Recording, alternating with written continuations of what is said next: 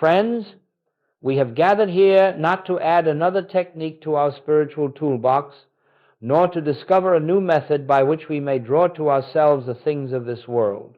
If that were our purpose, we would simply be repeating the age-old struggle of humanity, the attempt to improve the outer scene through force of mind or through the manipulation of thought.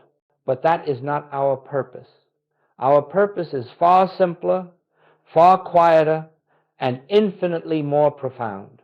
We are here to turn within, to recognize that all the good we have ever sought has been present within our own being from the beginning. Every seeker, at some point along the path, comes to an inner weariness. You may have felt it yourself, a tiredness of striving, of reaching for something, peace, supply, safety, companionship, and discovering that the harder you pursue these things, the farther away they seem to drift. This weariness is not a failure. It is a grace. It is the moment in which the personal self exhausts its capacity to make life conform to its desires, and in that exhaustion, a doorway opens. For only when we cease trying to live by personal power do we become receptive to the presence that has always been living us. In the infinite way, we learn that true spiritual progress begins not with more effort, but with the relinquishment of effort. Not with stronger affirmations, but with a deeper stillness. Not with a hope of changing the outer world, but with a recognition that God appearing as our very consciousness is already the fullness of life. When we come into this awareness, we stop chasing after effects. We stop trying to shape the world out there. We begin instead to rest in the simple truth. God is the source and the activity of our good, and that good unfolds from within. If, then, you have come here burdened with the desire to make something happen in your experience, to manifest more money, more help, more harmony, I ask only that for this hour you set aside the burden, lay it gently at your feet. You do not have to solve your problems. You do not have to find the answers. You do not have to create the good you seek. You need only become still and let the activity of God reveal itself as the very life that is living you. When we are quiet enough, receptive enough, humble enough to listen, a great peace dawns, and in that peace the need to struggle dissolves. Let us begin by recognizing that everything we have sought through human means already exists in the invisible realm of spirit. It awaits not our effort, but our awareness. And so we turn inward not to gain, not to acquire, but to behold that which is already established in truth. This is the beginning of living by grace. Let us turn our attention now to one of the most important distinctions on the spiritual path, one that, when understood, marks the turning point from a life lived through personal effort to a life lived through divine fulfillment. I speak of the difference between living under law and living under grace. When we speak of law in this context, we are not referring to moral commandments or legal structures. We are speaking of life lived from the standpoint of the human mind, life governed by cause and effect, by planning and striving, by the belief that our good must be earned, acquired, attracted, or achieved. Living under law is simply living under the sense that I, the personal self, must secure my future, solve my problems, and manage the conditions of my life. Let us begin by recognizing that everything we have sought through human means already exists in the invisible realm of spirit. It awaits not our effort, but our awareness. And so we turn inward not to gain, not to acquire, but to behold that which is already established in truth. This is the beginning of living by grace. And so we think, we plan, we fear, we push, we strive, We live as though we are separated from the source and therefore responsible for drawing supply to ourselves. But there is another way, revealed to the mystics of every age, the way of grace. To live by grace is to live under the activity of God, an invisible presence that goes before us, prepares the way, and fulfills itself as our daily good. Grace is not something we earn, nor is it something we must call forth. Grace is the very nature of God, eternally expressing itself as harmony, as abundance, as wholeness, as peace. When we live by grace, we are no longer trying to make good appear. We are bearing witness to the good that is already present in the invisible, awaiting our recognition. We are no longer laboring to secure our supply. We are resting in the assurance that supply flows from within as the spontaneous activity of the divine presence that inhabits us. We do not need to command, direct, or manipulate. We need only to abide in the quiet realization that God is fulfilling itself as every necessary form of good. And so the shift from law to grace is not a shift in external activity. It is a shift in consciousness. It is the moment when we stop believing that we live apart from God and begin to understand that God lives as us. Once this truth is felt deeply, silently, not merely as an idea but as an inner recognition, the entire basis of life changes. We find that doors open without effort. Needs are met before we voice them. Right relationships form naturally. Guidance appears in moments of stillness. We meet life no longer as isolated individuals, but as instruments through which grace flows. To live by grace is not to abandon the world, nor to stop acting intelligently. It is to act from a different center. Instead of acting out of fear, we act out of peace. Instead of seeking, we listen. Instead of striving, we allow. Instead of attempting to govern life, we let the presence govern us. And in that stillness, something miraculous happens. Everything necessary for our journey unfolds in perfect order, without strain and without delay. In this way, life becomes an experience of watching, not pushing, witnessing, not manipulating, trusting, not fearing. And this is the beginning of spiritual freedom. As we continue, let us look gently and honestly at a tendency almost all of us bring with us when we first step onto the spiritual path: the desire to manifest. We wish to manifest health, manifest supply, manifest harmony, manifest companionship, and because these desires seem natural, we seldom question them. We believe that if only we could bring into form those things we lack, then our spiritual lives would be complete. But let us look more deeply. The very impulse to manifest reveals that we are still living in the belief of separation, for no one who is consciously abiding in the presence of God feels a sense of lack. No one who knows that God is their life, their substance, their very being, feels compelled to add anything to themselves. The desire to manifest grows out of the conviction that something is missing, that something essential lies outside of us and must be attracted or created. And this belief, this subtle assumption, is the very thing that prevents us from experiencing the fullness of spiritual supply. Whenever we seek to manifest, we are quietly affirming, "I do not have." And no matter how positive our affirmations, how strong our visualizations, how disciplined our practices, if beneath it all lies the belief in lack, we will continue to draw to us the fruits of that belief. This is why so many who work hard to manifest discover only temporary gains, followed by further longing. For the consciousness that sets out to acquire is the consciousness that assumes itself incomplete. But in truth, hear this, in truth, you already embody the completeness of God.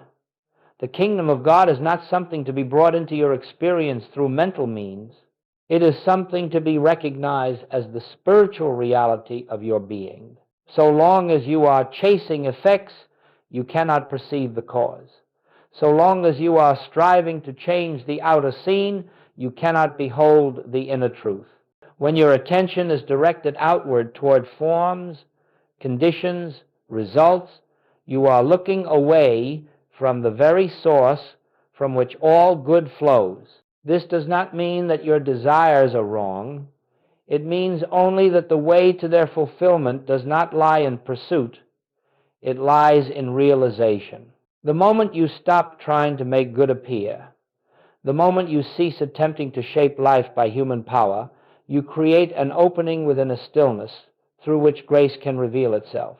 In that quiet recognition, needs seem to dissolve, not because they have been fulfilled outwardly, but because you perceive that nothing essential has ever been absent. It is this inner shift, this transition from seeking to realizing, that marks the end of spiritual struggle. When you rest in the awareness that God is the fullness of your being, the outer forms appear in perfect order without effort or fear.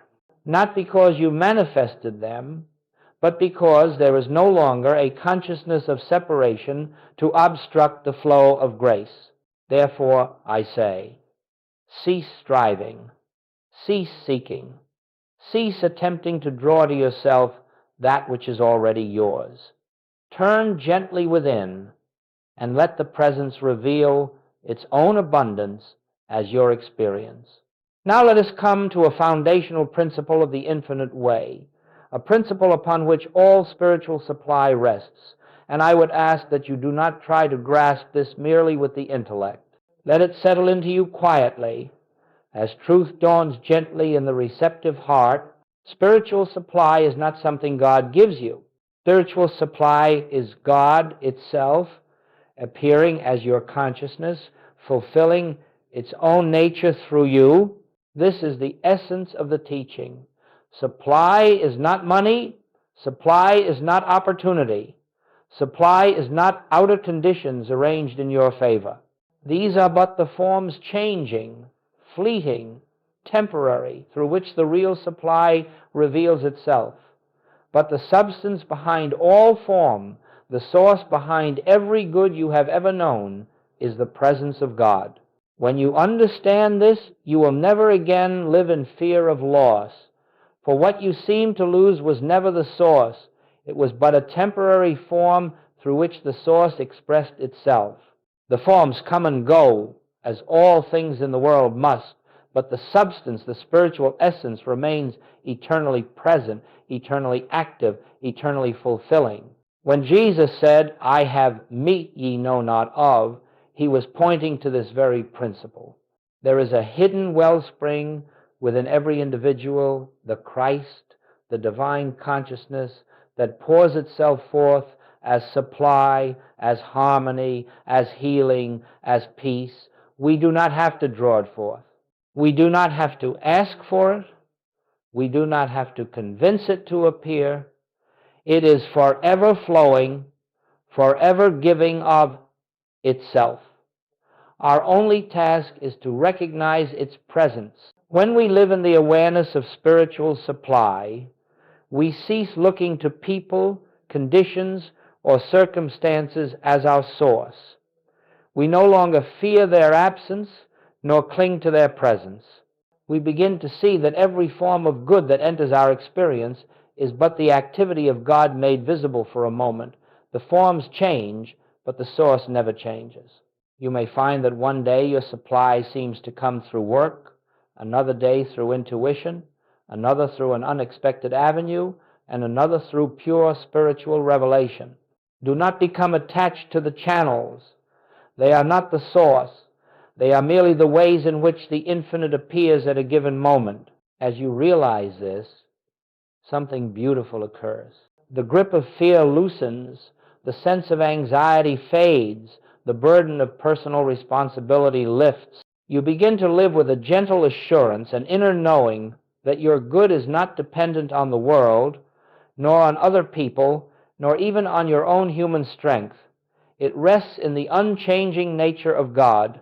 When this realization becomes established in consciousness, not as a concept, but as lived awareness, you will find that supply flows in ways you could never have orchestrated. It appears without strain, without forcing, without anxious planning. It reveals itself naturally, as effortlessly as light fills a room when the curtains are drawn back. This is the true principle of spiritual supply. God fulfills God's own nature as your experience. And the recognition of this truth is the beginning of freedom from all fear concerning your daily needs. As we move deeper into this study, let us look with honesty upon the nature of effort, especially spiritual effort, and see why it so often becomes an obstacle rather than a help. For many who come to the spiritual path, there is a sincere desire to do something, to practice something, to engage in some inner work that will bring about the harmony they seek. And yet, the very impulse to do is frequently the barrier to the realization of truth. The ego, that sense of a separate self, believes that it must accomplish something. It believes it must improve itself, correct the world, generate supply, attract harmony, or hold peace in place. And because the ego feels itself alone and vulnerable, it exerts tremendous effort in the hope of securing safety and fulfillment. Even our spiritual practices, affirmations, visualizations, techniques of manifestation can become subtle expressions of the ego's need for control. But I say to you, where there is effort, there is the belief in separation. Where there is striving, there is the belief that God is not already the fullness of your being. Effort arises from fear. It may appear refined, disciplined, or spiritual, but beneath it lies the quiet conviction, unless I do something, good will not come. And the moment we accept this belief, we place ourselves under the law of personal responsibility with all its burdens and limitations. The spiritual life, however, does not unfold through effort. It unfolds through realization. It unfolds through the surrender of the belief in a self apart from God. It unfolds as we release the compulsion to make things happen and become still enough to witness what God is already doing. Let us be clear. I am not speaking of passivity, nor of neglecting one's duties. Life will always call us to act lovingly, wisely, practically. But action that arises from inner stillness is entirely different from action born of fear. When the ego acts, it struggles, resists, clings, and fears the outcome. When the spirit acts, it does so effortlessly, without anxiety, without conflict, without the sense that anything depends on personal strength. This is why I often say, the activity of God is the law of fulfillment. Your effort is not the law of fulfillment. Your mental power is not the law of fulfillment. Your affirmations and visualizations are not the law of fulfillment. Only the invisible activity of God moving silently as your own consciousness fulfills itself in perfect form. When we stop trying to direct life, to push life, to shape life, something extraordinary happens. Into the silence left by our relinquishment, the divine presence shines forth. It is as though a window has been opened, and the light that was always present finally floods in. This light brings clarity, direction, supply, and harmony, not because we demanded it, but because we no longer obstruct it. So I ask you gently, where in your life are you striving? Where are you still attempting to force a result? Where do you feel the tension of I must? Wherever you find that tension, you have discovered the activity of the ego, and the remedy is always the same. Lay down the effort, become still, turn inward, and rest in the silent assurance that God is already the life, the mind, the substance, and the activity of your being. In this stillness, grace flows. And what the ego sought through effort, grace reveals through realization. And now we come to the heart of spiritual living, the point upon which the entire infinite way rests, the cultivation of inner stillness. For although truth exists fully and completely within every individual, it cannot be recognized while the mind is filled with noise, while it is occupied with fear, with desire, with planning, with personal will, with the constant search for solutions. We cannot hear the gentle voice of the Spirit while we are shouting inwardly for answers.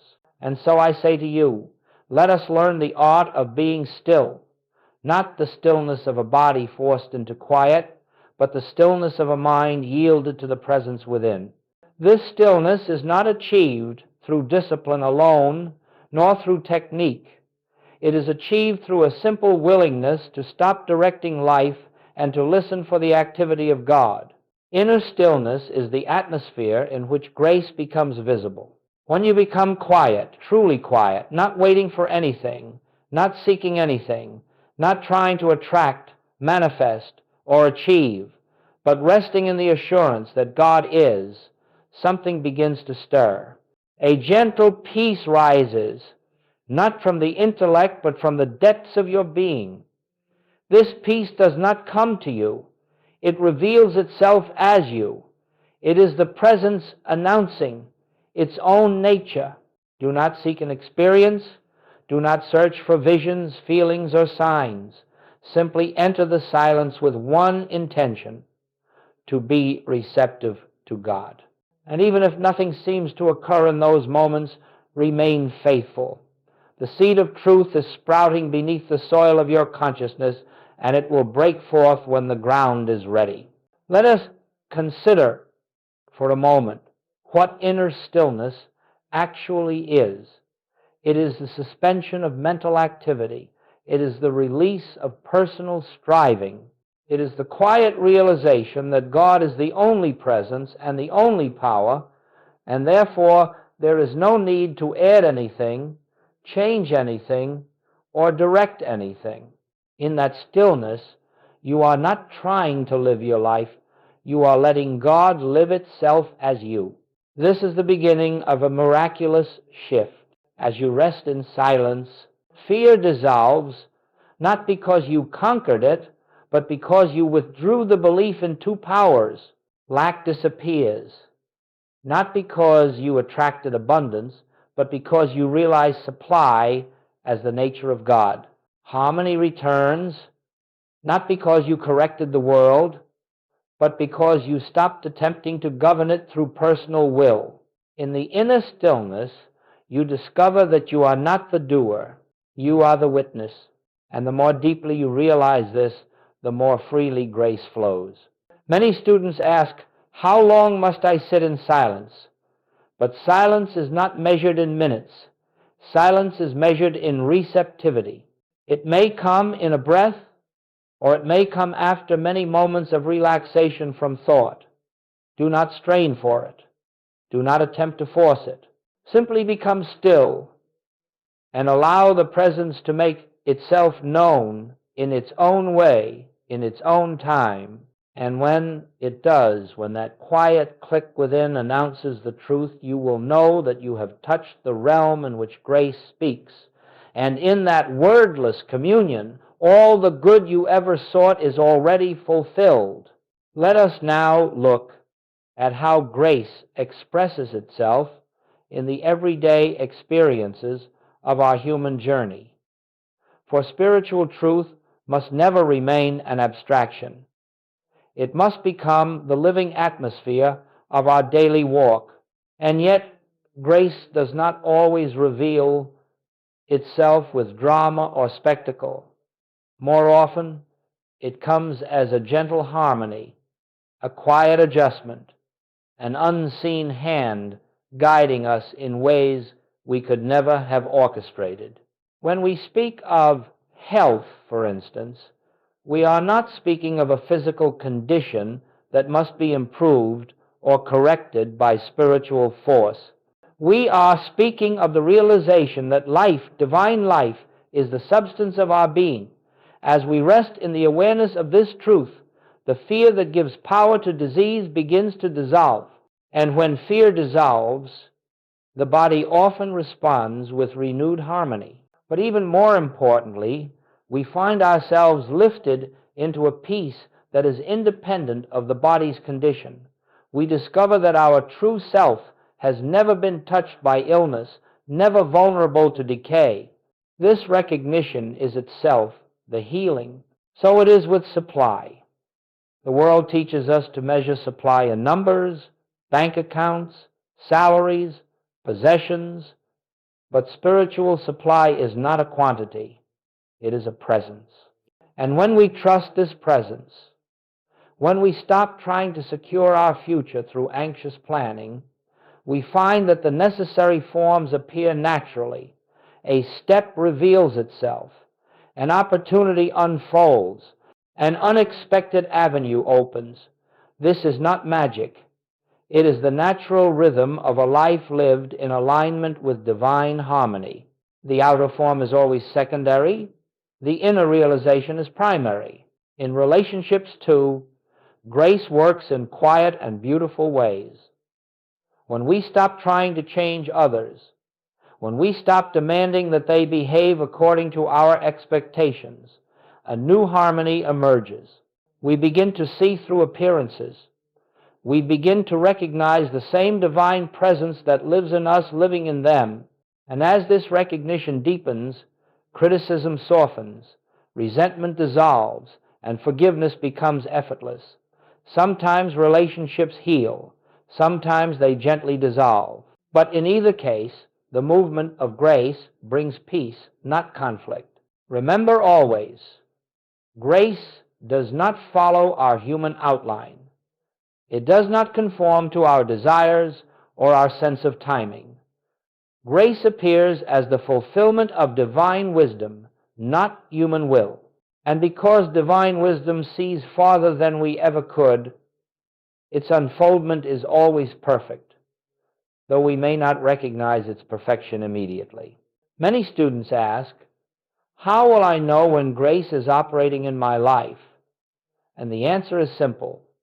You will know it by the peace that precedes the form. You will know it when outer good begins to appear without strain.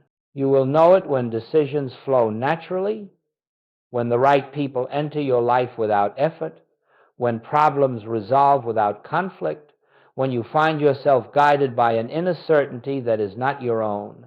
Grace is not dramatic, but is unmistakable. It is the evidence of God fulfilling himself as your experience. And as you become more accustomed to turning inward, more willing to rest in the silence, more ready to trust the invisible presence, you will find grace appearing in every area of your life, not as something you make happen, but as something you witness. This is the beauty of spiritual living. Nothing is forced, and everything is fulfilled. Let us now bring this teaching into the rhythm of daily living. For truth must ultimately become the atmosphere in which we breathe, the consciousness from which we act, and the presence we return to throughout the day. Spiritual realization is not achieved in a single moment of illumination, nor is it sustained through occasional periods of meditation alone. It is a continual turning, a continual remembering, a continual resting in the awareness that God is the life of our being. Each morning, before thought begins its activity, take a moment, however brief, to acknowledge the presence, not as a ritual, not as a discipline, but as a simple inner turning. Feel, if only faintly, that life within you, which is not personal, not separate, not burdened by fear, in that quiet recognition, you begin the day not as a self trying to achieve harmony, but as an instrument through which harmony can flow. As you move into the activities of the day, let this awareness accompany you. You need not withdraw from your work, your responsibilities, your interactions. The spiritual life is not lived apart from human experience. It is lived through it. But carry with you that gentle remembrance, I of mine own self can do nothing. The Father within doeth the works. This remembrance does not weaken your activity. It strengthens it because it frees you from the burden of personal effort. There will be moments when fear arises, when tension builds, when circumstances seem to demand immediate human control. In such moments, pause, even briefly. Turn inward. Release the impulse to govern the situation with human will, and let the presence, which never leaves you, reveal the next step. You may find that the correct action comes as a clear intuition, or perhaps as the sudden dissolving of tension, or even as the understanding that no action is needed at all. In the evening, before retiring, look back over the day, not with judgment, not with analysis, but with quiet gratitude. Recognize the moments when grace was evident, even subtly. Notice when peace preceded action, when solutions arose without struggle, when harmony was restored without force. And if there were moments of forgetfulness, moments of fear or reaction, simply acknowledge them and let them go. The path is not one of perfection, but of continual returning. To live by grace is to live moment by moment in the awareness that God is the only presence and power functioning as your life. It is not achieved through striving, but through yielding, not through self-improvement, but through self-surrender, not through the attempt to attract good, but through the recognition that good flows eternally from within. As this awareness deepens, you will find that even the simplest activities, washing dishes, speaking to a friend, walking down the street, become opportunities for inward communion. Life becomes a prayer without words, a meditation without form, a continuous resting in the secret place of the Most High. This is the daily walk of grace. Not extraordinary, not dramatic, but deeply peaceful, profoundly natural, silently transformative. A life in which the presence goes before you, accompanies you, and fulfills itself through you in every moment. And now, as we bring our time together to a close, let us return once more to the simple essence of this teaching. You have not been given a new method, nor a new set of steps to follow, nor a new discipline with which to shape your life. Instead, you have been invited into a deeper simplicity, a way of living rooted in quiet recognition rather than in personal striving. For centuries, humanity has sought peace, abundance, healing, and harmony through effort, mental effort, emotional effort, religious effort. But the spiritual life reveals that all such effort is unnecessary, for the fullness of God is already embodied within you.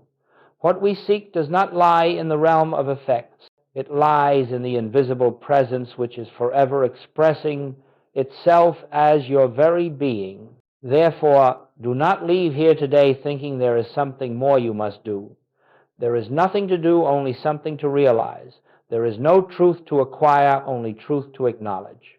There is no God to reach, only God to behold. Let this understanding become your resting place. Grace, not effort, is the law of your life. Grace, not thought, is the source of your supply. Grace, not human will, governs your harmony. Grace fulfills itself without your planning, your pleading, or your striving. And so, I ask you only this: be still often. Turn inward gently.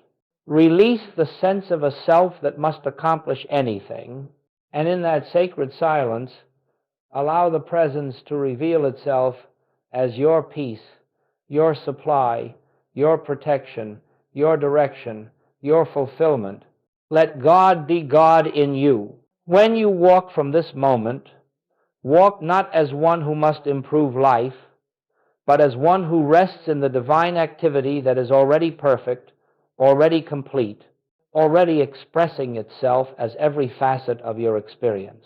As you do, you will find that the outer world adjusts, harmonizes, and unfolds, not because you have changed it, but because you have ceased standing in the way of the infinite that has always been present.